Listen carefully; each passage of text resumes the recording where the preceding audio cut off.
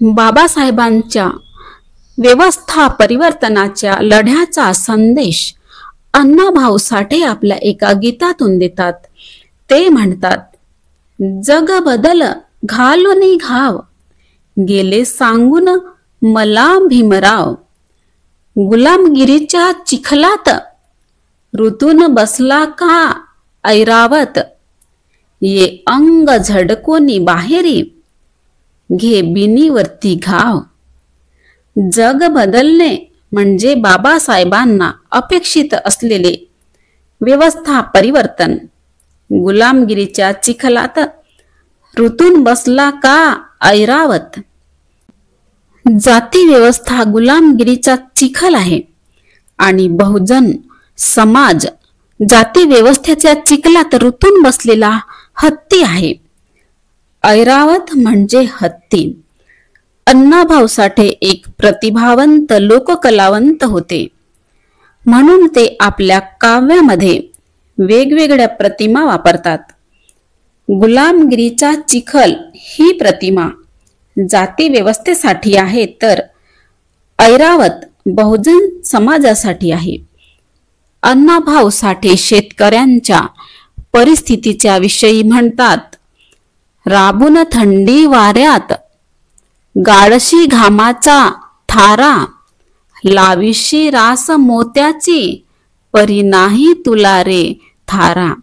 तू खाशी कांदा भाकरी बसून अंधारी, झोपेला धोंडा भुकेला कोंडा, बदल दुनिया सारी.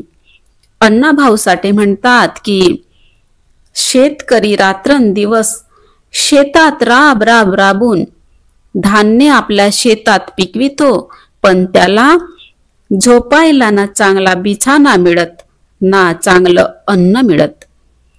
शेतकऱ्यांची ही दैनावस्था बदलायची असेल तर परिवर्तनाचा लढा लढावा लागेल. अण्णाभाऊ साठेंची माझी मैना गावावर राहिली ही मराठी लावणी खूप प्रसिद्ध झाली आहे. ती रूपात्मक लावणी म्हणून प्रसिद्ध आहे. कामगाराला आपलं घरदार सोडून पोटाची खडगी भरण्यासाठी मुंबईला जावं लागतं. त्या कामगाराच्या मनाची तगमग या लावणीचा विषय आहे. अण्णाभाऊ साठे या लावणीमध्ये बहुजन कामगार उभा करतात. माझी मैना गावावर राहिली या लावणीतील नायक कामगार आपल्या पत्नीच्या सौंदर्य गुण कौशल्याचे तसेच प्रतिभा सामर्थ्याचे गौरवगान करतो. ती लावणी अशी आहे. या लावणीत अण्णाभाऊ साठे म्हणतात, ओतीव बांधा रंग गव्हाळा कोर चंद्राची, उदात्त मनाची मोठ्या गुणाची, सीता ती माझी रामाची.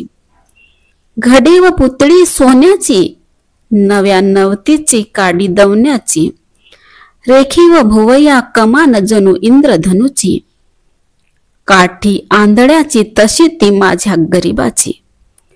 मैना रत्नाची खान माझा जीव की प्राण, नसे सुखाला वान तिच्या गुण्याची झगड मी गायली. शारीरिक सौंदर्याबरोबर आंतरिक गुण कौशल्य सामर्थ्याची कदर करून स्त्रीत्वाच्या आदराचे अतिउच्च शिखर ही लावणी आहे. या लावणीमध्ये सीतारामाची असे म्हणण्यात अण्णाभाऊ साठेंचा उद्देश असा आहे की सीता ही रामाप्रती एकनिष्ठ होती, प्रामाणिक होती. म्हणूनच पावित्र्याची प्रतिभा म्हणून अण्णाभाऊ साठेंनी या लावणीत सीतेचा उल्लेख केला आहे.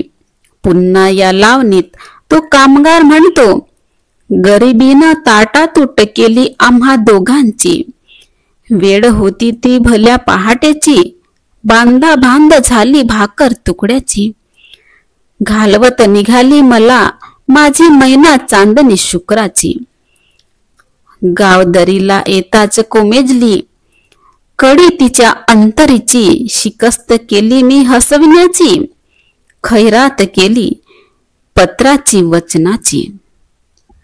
पुन्हा या लावणीत कामगार म्हणतो, या मुंबईत गर्दी झाली बेकारांची, त्यात भर पडली माझी एकाची, मढ्यावर पडावी मुठभर माती, तशी गत झाली आमची. ही मुंबई यंत्राची तंत्राची, जगणाऱ्याची मरणाऱ्याची, शेंडीची दाढीची हडसनच्या गाडीची, नायलान जार्जेटच्या तलम साडीची, बुटाची जोडीची पुस्तकाच्या थडीची, पैदास इथं बहु ऐत खाऊची, शिरजोराची चोराची भांडवलदारांची, अन हरामखोरांची, पाण्यानं भरलं माझं खिस, वान मला एका छत्रीची. त्या समयास उसळली चळवळ संयुक्त महाराष्ट्राची, बेळगाव निपाणी गोव्यासह एक भाषिक राज्याची, फौज उठली बिनीवरची शेतकऱ्याची कामकऱ्याची, मध्यमवर्गीयांची, आला मैदानी त्वेष वैरी करण्यास नामशेष, गोडी डमडमली छातीवर सायली.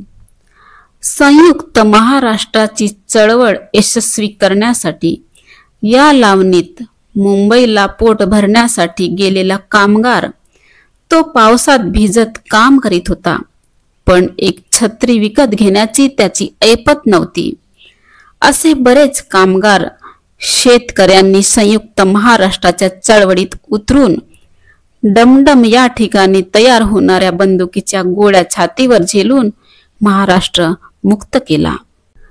अण्णाभाऊ साठे शेतकऱ्यांना कष्टकऱ्यांना आपल्या शाहिरीच्या माध्यमातून जाणीव करून देतात.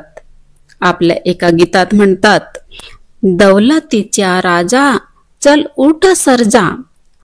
अण्णाभाऊ साठे पुन्हा आपल्या गीतामध्ये म्हणतात, रात दिस राबून साल ना साल, किती पिढ्या आम्ही काढायचा हाल, रोखू आता बांधावर बावटा लाल, काळावर चाल कर हत्यार नीट धर, एकीचा बांधून किल्ला. एकीचा अभाव असल्यामुळेच सावकारशाही भांडवलशाही हे चालत आहे. अण्णाभाऊ साठे शेतकऱ्यांना एक व्हायला सांगतात, एकीनं काम करायला सांगतात.